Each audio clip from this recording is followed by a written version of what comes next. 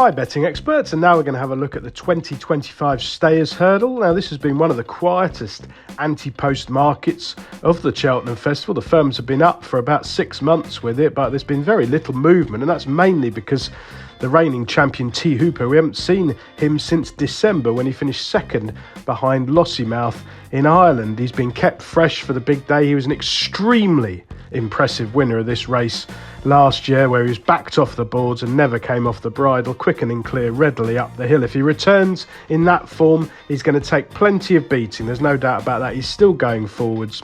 He's trained by Gordon Elliott, who knows exactly what it takes to have one in top condition for the big day, and he'll be extremely hard to beat. The only negative, like a lot of these anti-post favourites at Cheltenham, you're taking a very short price. The margins aren't huge in these sort of top grade ones. You very rarely see horses win as easily as T Hooper did last year, to be fair. But I do think at the price, the value lies elsewhere, playing each way, and we'll come to that in a moment. Hopefully we found a 16-1 chance to back each way, non-runner, no bet, that represents better value. Looking through the other contenders, it's definitely still a below par division. The days of Barracuda and Big Bucks seem a long time ago. These are basically glorified handicappers stepping up into graded company. Home by the Lee is a terrific advert for Joseph O'Brien. He's a scrapper, he's tough, he's battle hardened, he comes under pressure a long way out and he keeps on finding, always giving his running in these top staying events. He's won his last two at Navan and Leopardstown, under pressure, typically a long way out, but responding generously. 5 from 19 over Timber. He is the obvious each way alternative. If you watch back the 2024 renewal, he was beaten 6 lengths in third. He never really got warm, running on quite strongly, but he was under pressure. It wasn't like he was on the bridle out the back, he was being ridden.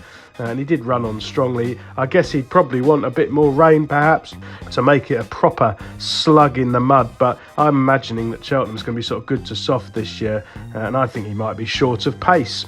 Lucky Place is the third in the market, around about 9-1 with priced up bet. Probably the strongest of the English challengers. Nicky Henderson's unexposed hurdler has attracted some support in the last few weeks. He was a good winner on New Year's Day at Cheltenham, so that's a plus, landing the Grade 2 Relkeel hurdle from the consistent Gowell Road, who's won since. He remains open to some improvement after just 7 starts over hurdles. He ran really well at the 2024 festival, over 2 mile, 5 furlongs, went fourth in a huge field. I think it was 21 runners in the Coral Cup, and he stayed on strongly from well off the pace there, certainly suggesting that 3 miles will be within his compass, but he's never gone beyond 2 mile 5. So that is definitely a doubt, and I do think he's got plenty to find on the bare figures to trouble the favourite at least, and probably a couple of the Irish runners as well. Now we come to the each way selection, the Wall Park. Now I think he's such a big price for 2 reasons. First of all, Gordon Elliott's got the short price favourite T Hooper, who obviously held in the highest regard at home, and also people have got the Wall Park pegged as a progressive handicapper, but I don't think that holds true in this division. I doubt there's very much between the top handicap form and the graded form, which often takes place in smaller fields, slower run races, and the Wool Park's been really prolific.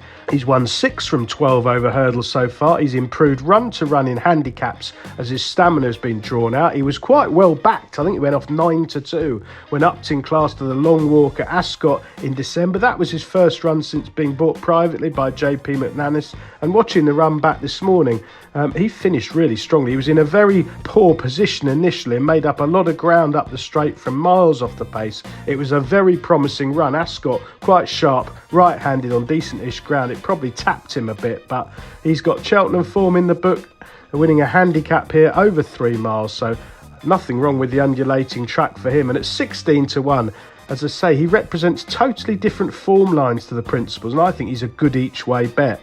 Rocky's Diamond, another Irish raider, a small yard this time, Declan Queally.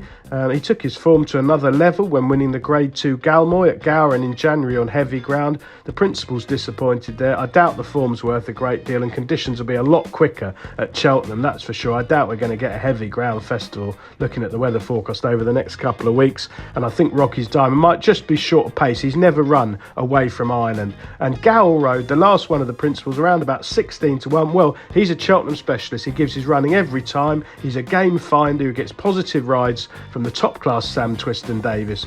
He's only won 4 from 20 over hurdles, which did surprise me in quite a long career. but he is tough. He comes here on the back of a game win last time out, but you would be surprised if there weren't 4 or 5 better than him. So we're sticking with the Wool Park, 1 point each way at the current 16-1 non-runner no bet with priced up bet. Best of luck with all your Stayers Hurdle betting experts.